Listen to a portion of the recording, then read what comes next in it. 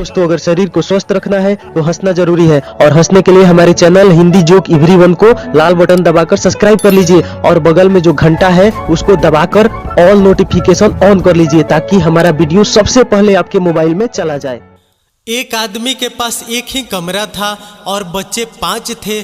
उसे काम का मौका ही नहीं मिलता था।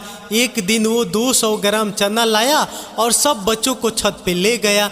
उसने सारे चने फैला दिए और सारे बच्चों से चना खाने को कहा, और ये भी कहा कि सब एक बार में एक ही चना खाएंगे। किसी ने 2 खाए तो मैं उसकी माँ ठोक दूंगा। और वो नीचे आके अपना काम में जुट गया। छोटा बच्चा चना खाते खाते नीचे आ गया। जब नीचे का सीन देखा तो भाग कर ऊपर गया और बोला, किस हरामखोर ने 2 चने खाए हैं? संता घर आया तो देखा कि बीबी बिना कपड़ों के लेटी हुई है, पसीना निकल रहा है और सांसें फूल रही है। संता ने पूछा, क्या हुआ? बीबी बोली, दिल घबरा रहा है, जल्दी से डॉक्टर को बुलाओ। संता डॉक्टर को बुलाने भागा तो बच्चों ने दरवाजे पर रोक कर बताया कि चाचू बेड के नीचे बिना कपड़ों के छुपे हुए हैं। संता वापस आया, बेड के नीचे से भाई को निकाला और गुस्से से कहा, हरामखोर, तेरी भाभी को हार्ट अटैक आया है और तू नंगा होके बच्चों को डरा रहा है। एक आदमी रोज 10 बैलून खरीदता था। एक दिन दुकानदार ने उससे पूछ ही लिया, भाई तुम 10 बैलून रोज ले जाते हो तो रोज 10 बार कैसे कर लेते हो? वो बोला, भाई मैं तो रोज एक ही करता हूँ। 10 बैलून एक दूसरे के ऊपर चढ़ा के तो मैं औजार मोटा करता हूँ। थिएटर में नारी प्रधान फिल्म चल रही थी।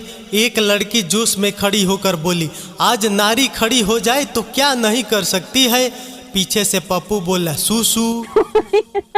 20 साल की लड़की गर्भवती हो गई। माँ गुस्से से बोली, कौन है कमीना, बुलाओ उसे। 30 मिनट बाद रोल्स रॉयस कार घर के सामने रुकी। हैंडसम अमीर आदमी कार से उतरा। लड़का बोला, मैं माफ़ी मांगता हूँ इस प्रॉब्लम के लिए, लेकिन मैं शादी नहीं कर सकता। लेकिन मैं आपसे वादा करता हूँ, अगर लड़की पैदा हुई तो मैं उसको 2 करोड़ रुपये और एक बंगला दूंगा। अगर लड़का हुआ तो उसको 2 फैक्ट्री और 5 करोड़ रुपया दूंगा। लेकिन अगर गर्भपात हो गया या बच्चा मृत हुआ तो मुझे क्या करना है, आप ही बताइए। माँ बोली, दोबारा ठोक देना बेटा। एक लड़की को देखने के लिए एक लड़का आता है। सभी कुछ सही रहता है तो दोनों को अकेले छोड़कर सभी चले जाते हैं। लड़की जरा ठरकी जैसे स्वभाव की थी तो वो लड़के से बोली कि मुझे सुहाग रात वाले दिन कैसे करोगे? तो लड़का बोला, मैं तो तुम्हें क्या, तुम्हारी बड़ी बहन को भी करूँगा, तुम्हारी छोटी बहन को अभी कर दूंगा, बल्कि साथ ही साथ तुम्हें भी। लड़की बहुत खुश हो जाती है और रिश्ता पक्का कर देती है। सुहाग रात वाले दिन लड़का रूम में आता है और सो जाता है कुछ किए बिना ही। अगले दिन सुबह लड़की बोलती है लड़के से कि क्या हुआ था कल, कुछ किए बिना ही सो गए। लड़का बोला, वो सब ठीक है, मुँह चोदी अपनी जगह और गलत काम अपनी जगह, मैं गलत काम करने में विश्वास नहीं रखता। अब लड़की बेहोश। एक महिला जिसे अपनी सहेलियों के साथ ताश खेलने की आदत थी, अक्सर रात को बहुत देरी से घर आती और आकर अपने पति को जगा देती। एक रात वह कुछ ज़्यादा ही लेट हो गई। वह 11:30 बजे घर पहुंची।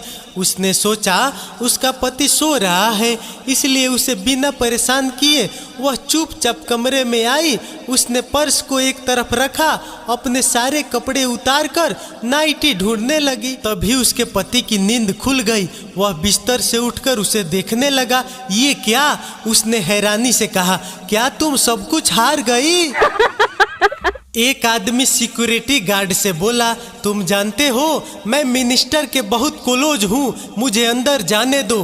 गार्ड बोला, सर जी, होने को तो गोटे भी औजार के बहुत क्लोज होते हैं, पर अंदर तो वो भी नहीं जा पाते।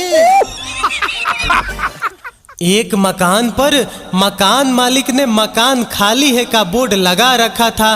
साथ ही यह भी लिख रखा था कि यह मकान उन लोगों को दिया जाएगा जिनके बाल बच्चे न हो। एक दिन एक बच्चा मकान मालिक के पास आया और बोला, मेहरबानी करके यह मकान मुझे दे दीजिए, मेरा कोई बच्चा नहीं है, केवल माँ बाप है।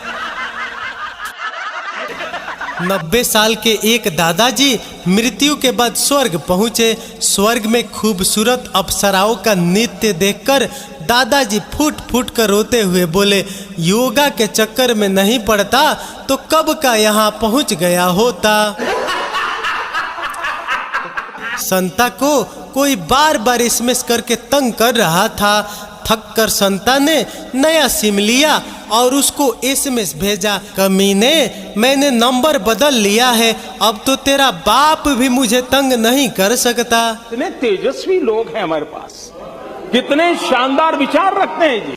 एक बार एक बाबा शाम के समय कटोरा लेकर मांगने चल पड़ा। एक घर का कुंडा खटखटाया तो एक नई नवेली बहू आई। बाबा उसे देखकर बोला कि इस कटोरे में थोड़ा सा मूत दे।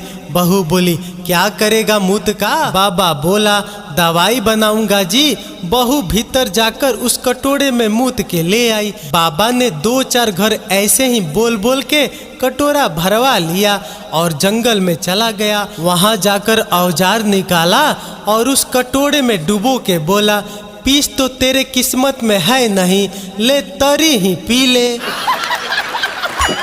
एक आदमी को पत्नी के साथ मारपीट करने के जुर्म में अदालत में पेश किया गया। जज ने पति की जुबानी पूरी घटना ध्यान से सुनी और भविष्य में अच्छा व्यवहार करने की चेतावनी देकर छोड़ दिया। अगले ही दिन आदमी ने पत्नी को फिर मारा और फिर अदालत में पेश किया गया। जज ने कड़क कर पूछा, तुम्हारी दोबारा ऐसे करने की हिम्मत कैसे हुई? अदालत को मजाक समझते हो? आदमी ने अपनी सफाई में जज को बताया, नहीं हुजूर, आप मेरी पूरी बात सुन लीजिए। कल जब आपने मुझे छोड़ दिया तो अपने आप को ताज़ा करने के लिए मैंने थोड़ी सी शराब पी ली। जब उससे कोई फर्क नहीं पड़ा तो थोड़ी थोड़ी करके मैं पूरी बोतल पी गया। पीने के बाद जब मैं घर पहुंचा तो पत्नी चिल्लाने लगी, हरामी आ गया नाली का पानी पीकर। हुजूर, मैंने चुपचाप सुन लिया और कुछ नहीं कहा। फिर वह बोली, कमीने कुछ काम धंधा भी किया कर या केवल पैसे बर्बाद करने का ही ठेका ले रखा है? हुजूर, मैंने फिर भी कुछ नहीं कहा और सोने के लिए अपने कमरे में जाने लगा। वह पीछे से फिर चिल्लाई, अगर उस जज में थोड़ी सी भी अकल होती तो तू आज जेल में होता। बस हुजूर, अदालत की तौहीन मुझसे बर्दाश्त नहीं हुई और मैंने इसे पीट दिया।